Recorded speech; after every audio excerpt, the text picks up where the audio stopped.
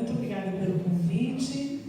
Eu estou duplamente feliz de estar aqui. Faz muito tempo que eu não vinha para Monte Sião e eu estou tendo a oportunidade de conhecer pessoalmente a Thaís e o Sival, que são amigos de estudo online. Nos conhecemos já há mais de um ano no estudo online e hoje tivemos a oportunidade de nos conhecer pessoalmente, né?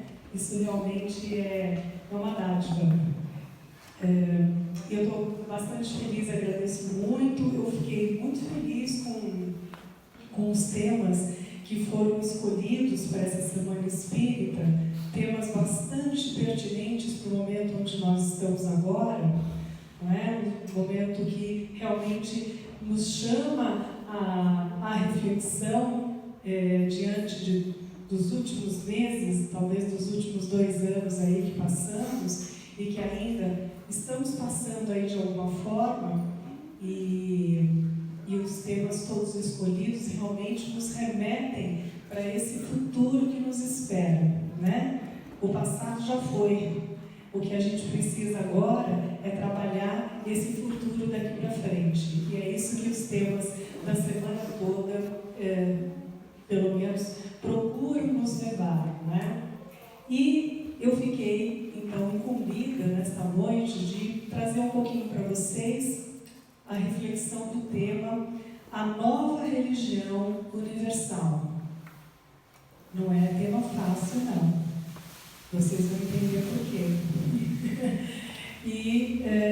E antes de eu realmente começar, eu vou pedir licença para vocês. Eu quero abrir com um texto do livro Emmanuel, que são dissertações psicofônicas do Emmanuel, que foram organizadas nesse livro sobre uma série de temas. No capítulo 2, o capítulo fala sobre a ascendência do Evangelho. E Emmanuel começa o capítulo dizendo: nenhuma expressão fornece imagem mais justa do poder daquele a quem todos os espíritos da terra rendem culto, do que a de João no seu Evangelho, quando diz: no princípio era o Verbo. Nós sabemos que ele é o governador do planeta, ele é o criador, o organizador do planeta. Por isso, no princípio era o Verbo. Jesus, cuja perfeição se perde na noite das eras, personificando sabedoria e amor. Nós também, quando nos tornarmos espíritos crísticos, também vamos personificar sabedoria e amor. Não é maravilhoso isso? Para mim é muito reconfortante o dia que realmente eu entendi isso, né? E dá um conforto, uma confiança da gente passar pelas dificuldades, né? Porque esses espíritos maravilhosos, além do Cristo, que é a perfeição e é o nosso modelo e guia, mas a gente tem muitos outros espíritos maravilhosos, amorosos e sábios, que já passaram pela Terra. Alguns deles prepararam a vinda do Cristo, não é? E outros vieram após a sua vinda para preparar o terreno em que nós estamos hoje. Então, nós espíritas, não é? Sabendo disso, tendo essa consciência, não podemos ter outro sentimento que não seja o da confiança plena em Deus, não é? E nesses espíritos maravilhosos que estão nos apoiando esse tempo todo. Emmanuel segue no capítulo e ao final, no último item do capítulo, se chama O Evangelho e o Futuro. Ele diz: raças e povos ainda existem que o desconhecem, é verdade. Porém, mesmo aquelas raças e povos que desconhecem a Jesus como sua personificação, conhecem a lei do amor na sua doutrina. Portanto, todos os homens receberam, nas mais remotas partes do orbe, as irradiações do seu Espírito misericordioso, através das palavras inspiradas dos seus mensageiros. Então, espíritos como Buda é o mensageiro do Cristo. Ele é o mensageiro do amor e da paz, não é? O Evangelho do Divino Mestre ainda encontrará por algum tempo a resistência das trevas. Sabemos disso. A má-fé, a ignorância, a simonia, o império da força conspirarão contra ele. Mas tempo virá em que a sua ascendência será então reconhecida. Nos dias de flagelo e de provações coletivas, lembra alguma coisa? É para a sua luz eterna que a humanidade se voltará. Somos nós aqui, nessa semana espírita, nessa sexta-feira, friozinho, gostoso aqui em Monte Sião, que a gente está reunido, porque é para essa luz que nós estamos olhando. A humanidade se voltará tomada de esperança.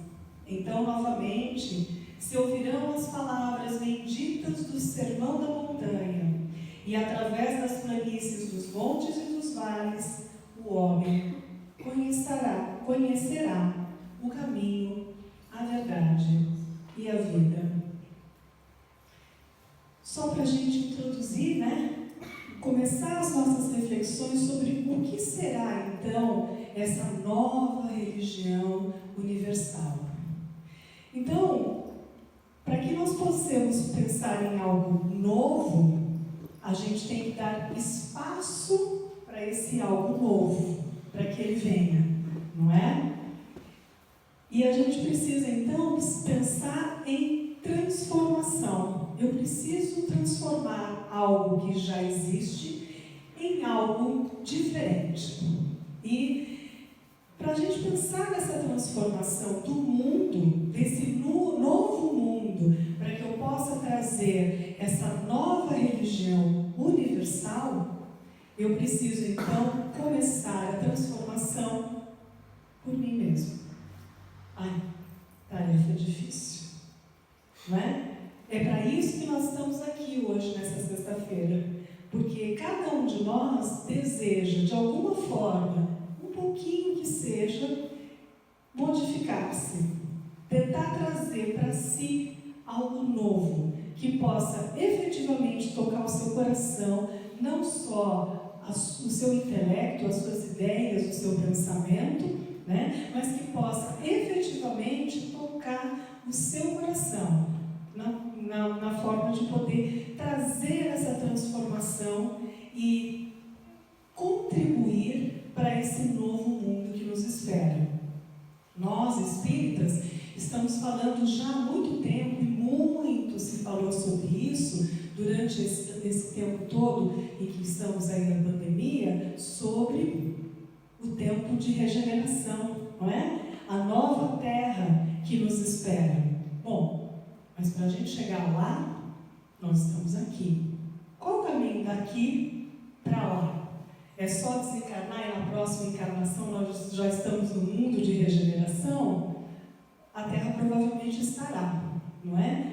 Mas nós teremos assento, como estamos tendo assento hoje aqui, para usufruir deste novo mundo de regeneração? É por isso que nós estamos aqui, né? Então não é possível pensarmos uma religião universal se não fizermos uma higiene do nosso templo interno, uma limpeza do nosso templo interno, do nosso templo íntimo, que anda entulhado de coisas. Eu garanto para vocês que o meu também está. Eu ando fazendo essa faxina, parece que não acaba nunca, né? Você tira uma caixinha, aparece outra, aí você empurra uma caixinha para lá, outra cai, você dá pilha, aí você tem que ajeitar tudo, né? É aquela faxina que parece que não acaba nunca, não é? Mas se eu desejo transformação, e se eu desejo que algo novo entre em mim verdadeiramente, eu tenho que abrir espaço para que esse algo novo entre. Então eu preciso fazer a minha higiene do meu templo interno, né? tirar essas caixas mofadas todas, né? O entulhamento de ideias, o entulhamento de emoções.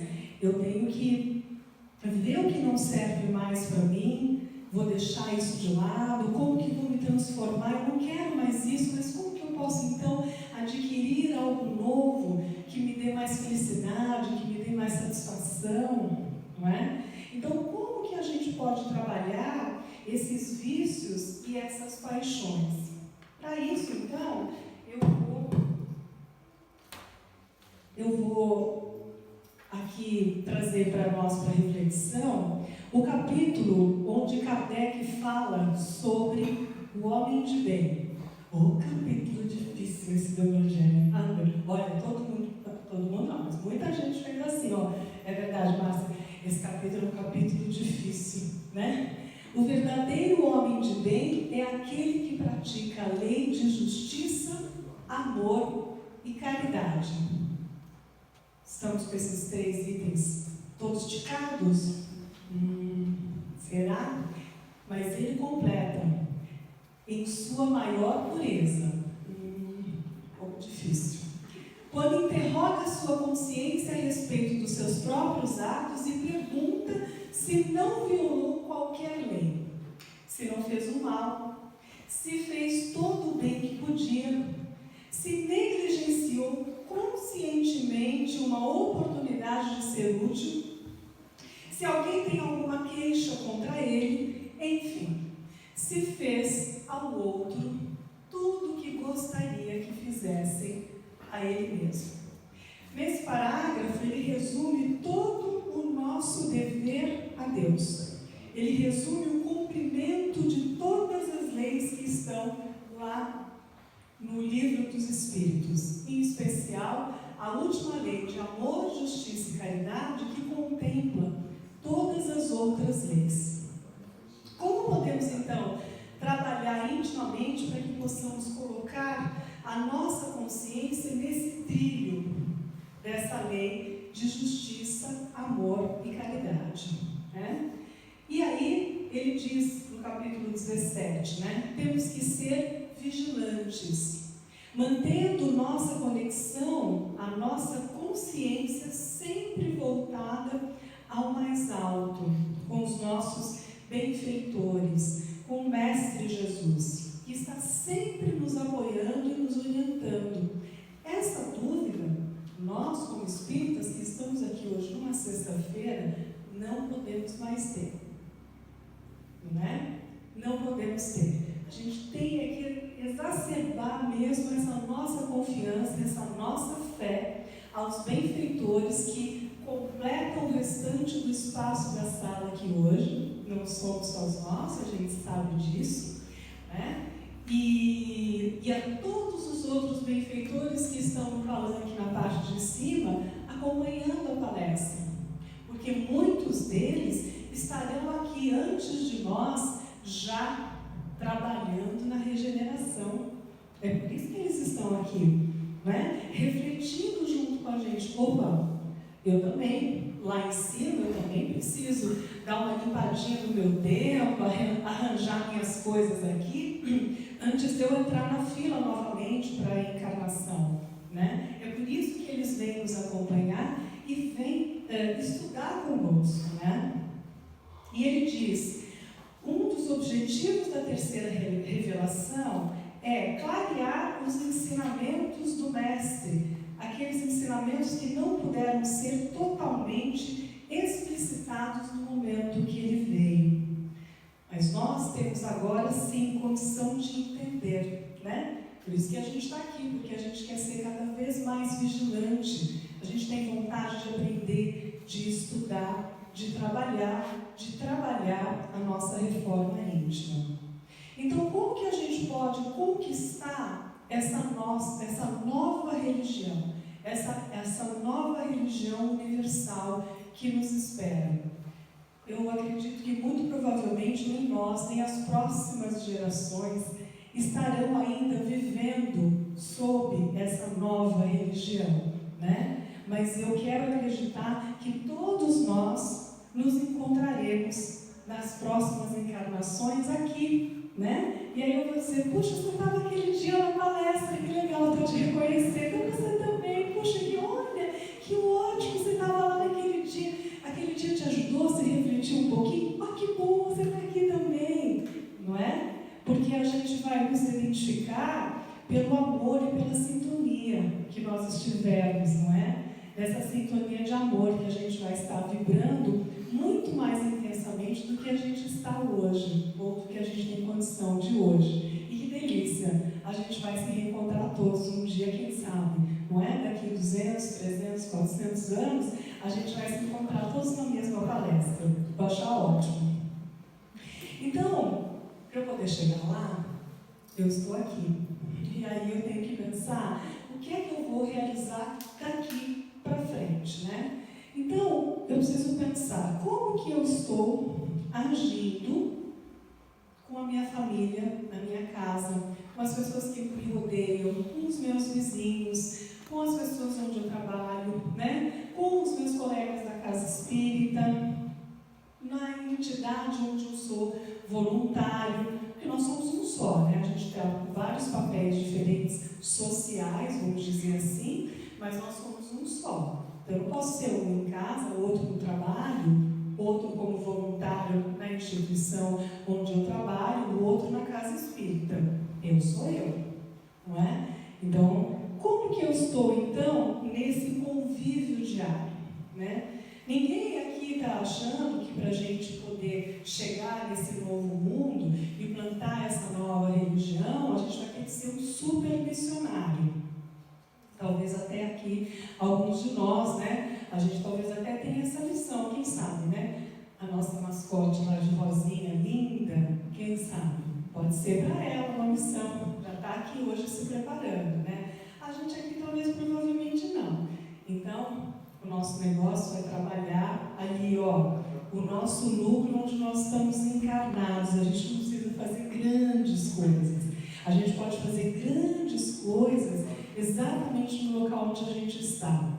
Ontem no Evangelho nós estávamos estudando um texto do Emmanuel, do Caminho de Verdade e Vida, onde ele fala exatamente isso, nas coisas mínimas, né? Então sejamos mínimos no muito ou no pouco, mas esse nosso mínimo no pouco será muito, né? Esse é o convite que o Emmanuel nos fala. E Gandhi, como um dos grandes mensageiros da lei de amor, justiça e caridade, né? Ele diz aquela frase célebre dele, né? Seja você a mudança que você deseja no mundo. Então, como que nós vamos querer estar no mundo de regeneração se a gente não está trabalhando por ele? É simples. A matemática, a lógica é simples, né? Então, a pergunta é, qual é a nossa parte de contribuição nesse momento tão difícil? Ou como tem sido a nossa parcela de contribuição para esse momento tão difícil de turbulências, né? Pelo qual a gente está passando. E aí eu volto a dizer, a gente tem que limpar o nosso templo interno, a gente tem que higienizar o nosso templo interno. Limpar do ódio, da ira, da ganância, sobretudo da falta de perdão. Os espíritos superiores vêm nos dizendo nas suas mensagens que o perdão é a grande chave que vai nos levar para um patamar mais alto, com certeza. Não adianta eu ficar trabalhando as outras questões, outras virtudes, se eu não trabalhar o perdão. E eles dizem, então, trabalhar as mágoas, os ressentimentos que a gente carrega, as culpas que carregamos também de algo que fizemos, ou de algo que gostaríamos de ter feito, ou que deveríamos ter feito e não fizemos. A culpa por algo que nós fizemos de uma forma inadequada, ou que dissemos na hora errada e que agora não pode mais ser mudado. É preciso que nos livremos dessas culpas, dessas mágoas, desses ressentimentos e trabalhemos essencialmente e primeiramente o auto-perdão. Porque se eu não me gostar e eu não me perdoar pelos meus erros, né? O que eu disse um dia atravessado, o que eu deveria ter feito, o que eu fiz meio atravessado. Como é que eu vou conseguir perdoar o outro? Se eu não for amoroso e caridoso comigo, como que eu vou poder emanar amor e caridade para o outro? Falei que era difícil. Eu falei, logo no começo, vocês não lembram, mas eu falei que era uma tarefa difícil chegar no mundo de regeneração, não é? E os nossos benfeitores têm nos trazido essas mensagens, o trabalho do perdão. E a gente tem que começar com o perdão por nós mesmos. Se a gente passar deste momento da encarnação até o final da nossa encarnação, só gastando energia com aquilo que eu queria ter feito, que eu devia ter feito, que eu devia ter falado, que eu não falei, passou. Então, o que é que eu posso fazer de melhor daqui para frente? É possível consertar alguma coisa? É possível rever alguma coisa? Não é possível consertar nem rever nada, então vou partir para o novo, para algo novo.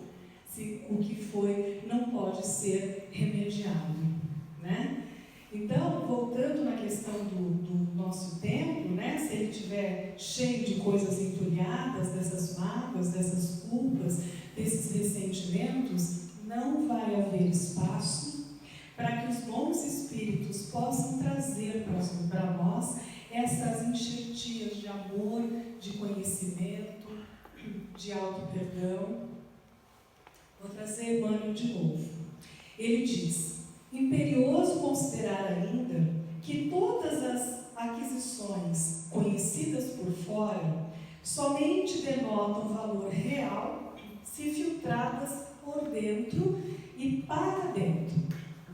Atendamos, pois, às definições espíritas que nos traçam deveres imprescritíveis, confessando-nos espíritas e abraçando atitudes espíritas, como nós aqui professamos, ou pelo menos muitos de nós aqui.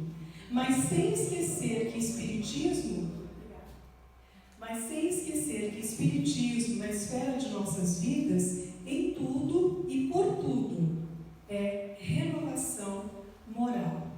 Emmanuel já falou isso algumas décadas atrás, ele já tinha avisado.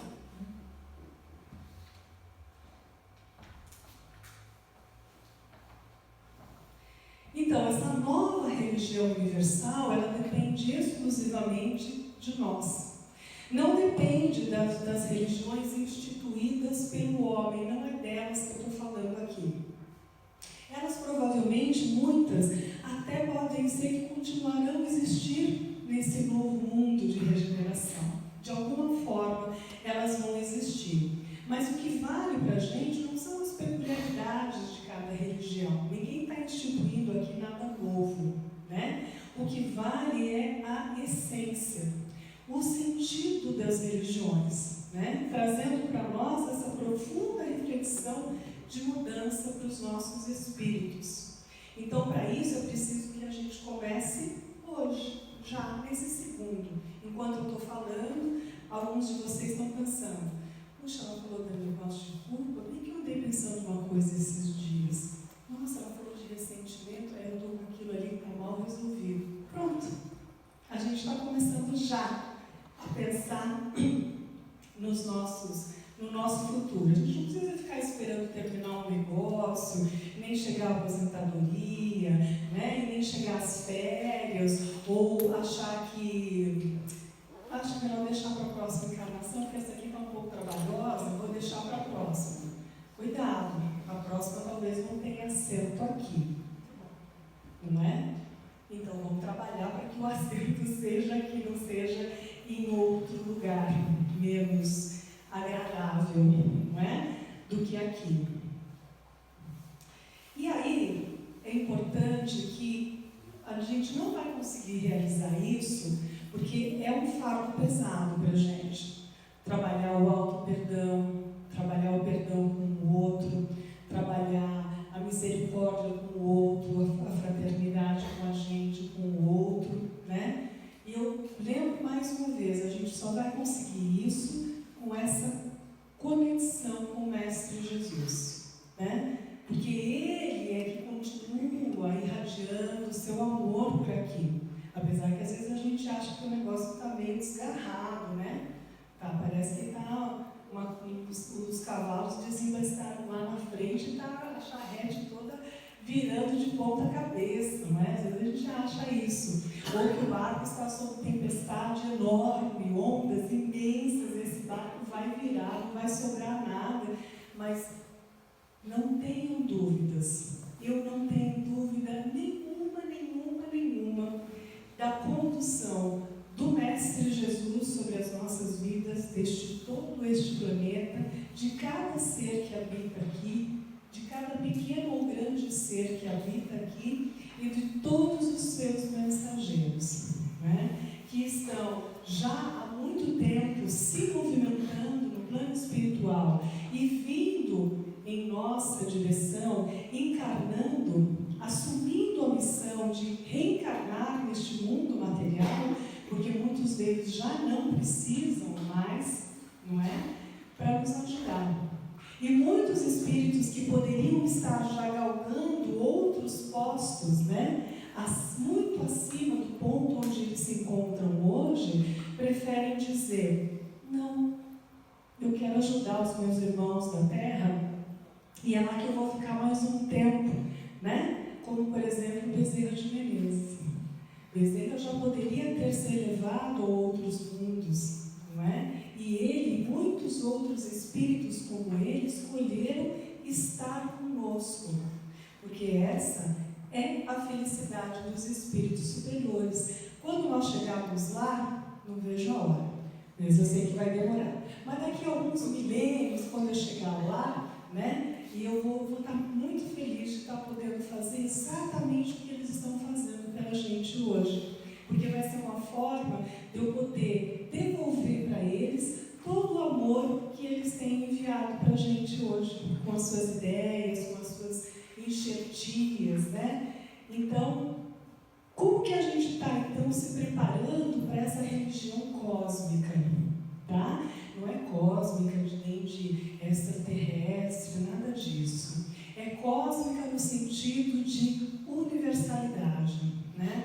Então, a mesma religião que a gente vai professar aqui na Terra, vai se professar em Júpiter, em Saturno, em outras galáxias, em outras dimensões desse universo. E aí nós vamos estar completamente conectados, cada vez mais conectados com esse amor que emana de Deus para nós. Olha que beleza, né? A gente vai estreitando esses laços de sintonia.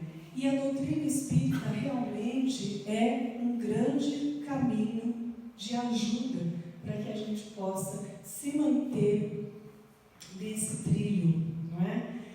Vamos de novo agora tomar Kardec, e aí eu convido quem ainda não leu, ou que faz tempo que leu, eu convido para rever e reler o capítulo Os Tempos São Chegados, o capítulo 18 da Gênese. É absolutamente atual, uma coisa impressionante. Parece que Kardec escreveu faz 2 meses atrás, de tão impressionantemente atual que ele é. E eu vou tomar a reflexão de um espírito, Aragô, acredito que seja assim a pronúncia correta. Ele diz o seguinte: o universo é conduzido por um número incomensurável de inteligências, que tem a sua ação sob o olhar soberano do Senhor, cuja vontade única mantém por toda parte a unidade. Tudo funciona numa ordem perfeita, o que nos parecem perturbações são movimentos parciais e isolados. Veja, ele já nos avisou lá. A humanidade já cumpriu até este dia incontáveis progressos. Os homens, pela sua inteligência, chegaram a resultados que não atingiram jamais em relação às ciências, às artes e ao bem-estar, como qualquer em outra época da humanidade. Ele está falando de lá ou está falando de nós aqui? Mas resta-lhes ainda um imenso progresso a realizar. É o de fazer reinar entre eles a caridade, a fraternidade e a solidariedade para, enfim, assegurar o bem-estar moral. Ele continua, ele prediz: é o período que vão entrar doravante e que marcará uma das fases principais da humanidade.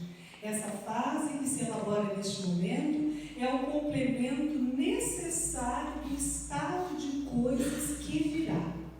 Não se trata de uma mudança parcial, um povo ou uma raça. O que estamos vivendo, assinado há mais de 160 anos, o que estamos vivendo é um movimento universal que se opera no sentido do progresso moral. Uma nova ordem de coisas tende a se estabelecer, e os homens que lá fazem oposição, quando a gente acha que o negócio está bem desgarrado, ele diz: mesmo aqueles que fazem oposição, nela trabalham sem perceber. Veja só, o mal é o remédio. O mal está nos ajudando a chegar no meio do mundo de regeneração. Que coisa, né? Está aqui. Ele diz: não se pode cumprir sem comoção, sem luta inevitável de ideias, sem conflito. É necessário forçosamente perturbações temporárias. E nessa luta de ideias surgirão graves acontecimentos anunciados. Não cataclismas na formação da Terra, nas entranhas do globo, mas sim o que se agita é a humanidade. E se pudesse ver com a visão espiritual, ele continua, veriam correntes fluídicas que, como milhares de fios condutores, ligam as coisas do mundo espiritual ao mundo material. Ah, que beleza, se a gente tivesse essa visão. A humanidade chegou a um período de transformação em que a Terra deve se elevar na era da hierarquia dos mundos. E aí, vamos tomar um outro texto também muito importante e que merece a nossa atenção nos tempos que nós estamos, que é o sermão profético, que está em vários capítulos do Evangelho. Nós vamos tomar o capítulo do Mateus 24, né? Onde Jesus, no sermão profético, diz que haverão cataclismos, guerras, nação contra nação, terremotos e as dores do parto. Mas tudo isso são sinais externos. Não são esses sinais que Jesus coloca para a gente, para reflexão, no sermão profético, né? Jesus estava predizendo as nossas revoluções internas. As dores do parto significam as nossas mudanças mais profundas, né? No começo eu falei que ia ser difícil. Agora eu estou chegando aqui no nível da dificuldade de uma dor de parto, não é? É difícil enfrentar as mudanças. Jesus sabia disso e ele já fez essa previsão lá atrás, porque ele já passou por isso, até se tornar o Cristo que é hoje já há bilhões de anos, né? Então, as dores do parto significam nossa profunda mudança, deixar para trás o ser que vimos perpetuando durante os nossos últimos ciclos encarnatórios até o momento, deixando para trás as nossas más tendências, as nossas paixões, o orgulho, não é?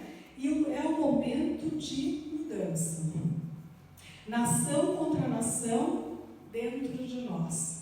Existe uma nação nova que deseja florescer, que deseja nascer, que deseja tomar conta desta nação que está aqui. Esse é o nação contra nação que está lá no sermão profético, né?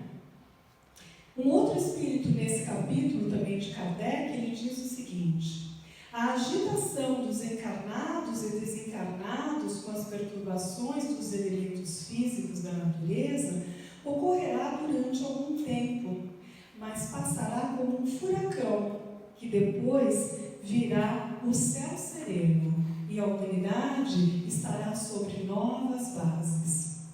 O presente que hoje trabalhamos, mas era necessário para que esses trabalhos fossem elaborados, porque esse presente prepara os caminhos da regeneração. E aqui, grifado, para unificação racional da qualidade das crenças felizes.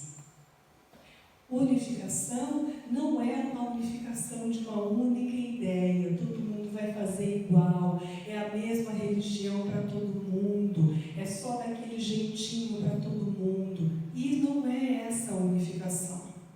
A unificação é a unificação da revolução moral, não é? É a lei do amor. A nova religião universal é a lei do amor. Não importa em que país que eu esteja da Terra, em que lugar que eu esteja da Terra, que tribo que eu esteja da Terra, eu vou estar professando a lei do amor. É essa que nos aguarda, né? As religiões do mundo estarão em torno da ideia do amor, da fraternidade e da sabedoria. E aí, Kardec diz, no mundo de regeneração, o mal ainda estará presente, ainda não estaremos num mundo totalmente feliz, mas não há problema, o bem já vai se sobrepor sobre o mal, e mesmo aqueles espíritos encarnados que ainda estejam assim, firmes ainda nessa convicção do mal, eles terão ainda, muitos deles, oportunidade de reencarnar na época da regeneração, né? Porque serão trabalhados pelos bons espíritos que estarão aqui a tomar novos rumos. E Kardec continua ainda nesse último capítulo da Gênesis, ele diz: a fraternidade deve ser a pedra angular da nova ordem social, mas não há fraternidade real se ela não se apoiar numa fé inabalável. A fé vai ser tudo para a gente, né? A fé nos princípios fundamentais que todo mundo pode aceitar. E aí Kardec coloca em letras garrafais, lá no texto: Deus é a alma, o futuro, o progresso individual definindo a perpetuidade das relações, quando todos os homens estiverem convencidos de que Deus é o mesmo Deus para todos, que esse Deus, igual para todos, é soberanamente justo e bom, e que nada pode querer de mal ou de injustiça que venha dele, absolutamente nada. Então a doutrina espírita vem abrir os nossos olhos para essas ideias, vem esclarecer para nós quais são esses caminhos que a gente deve trilhar daqui para frente, saindo daqui. Agora, quem já está aí matutando na cabeça como é que pode fazer melhor do que vinha fazendo até agora, né? E aí, só terminando com uma última partezinha desse capítulo da nova geração da Gênesis, que é fantástico, e eu convido vocês para lerem ou relerem, né? Ele diz: a geração atual desaparecerá gradualmente e uma nova lhe sucederá do mesmo modo. Espíritos mais avançados e mais propensos ao bem. Essa nova geração virá fundar a era do progresso moral e que irá se distinguir pela inteligência, pela razão precoce, pelo sentimento inato do bem e das crenças espiritualistas. Se a gente olhar essas crianças que vêm vindo aí, né? Elas muitas já são inatas vegetarianas, né? Elas são inatas no bem, elas não têm mínimo de preconceito com nada. A gente tem muito a aprender, a gente tem que olhar para essas novas gerações de crianças que já estão encarnadas, porque elas já apresentam essas peculiaridades, né? Essas características dos espíritos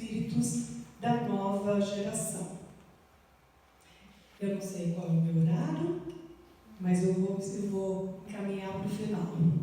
E aí eu queria trazer para vocês, então, um texto psicografado pelo Wagner Paixão, é um médico de Belo Horizonte, né? Um texto psicografado do seu Honório de Abreu. O livro é do seu Honório de Abreu, não sei se vocês conhecem, né? Fez parte, foi um personagem bastante importante da história, né? Do espiritismo no Brasil, em especial também em Minas Gerais, onde ele viveu. E Haroldo Dutra teve um relacionamento muito intenso com ele, com muitas outras pessoas, né?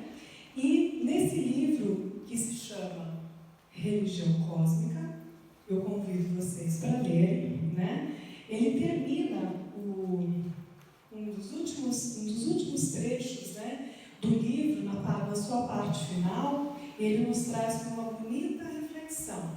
E eu quero, então, encerrar com vocês essa nova religião cósmica, universal, de amor e de fraternidade. Eu convido todos vocês para virem junto comigo também, trabalhando o auto-perdão e trabalhando o perdão com todos os nossos irmãos.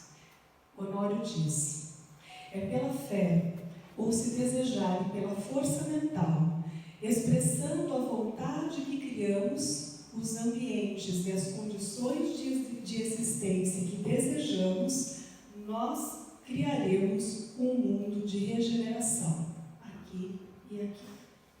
Definitivamente, a doutrina dos Espíritos chegou ao mundo para ensinar os homens a assumirem o seu poder mental, a qualificar a sua vontade para os fenômenos do bem, de forma a impulsionar a sua evolução consciente.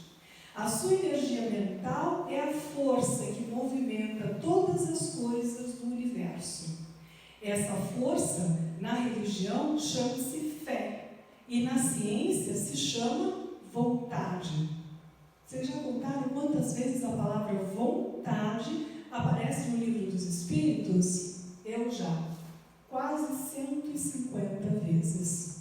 Não é à toa que os Espíritos têm utilizado essa palavra tantas vezes, que é uma força motriz muito importante para a nossa evolução. Encerrando,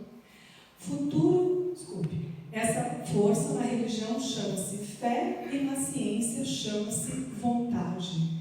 O futuro é mental, é a expressão ordenada da inteligência espiritual, que é capaz de aglutinar, dissipar, distender, sintetizar, ambientar ou tornar inócuo um momento, um fato ou um registro.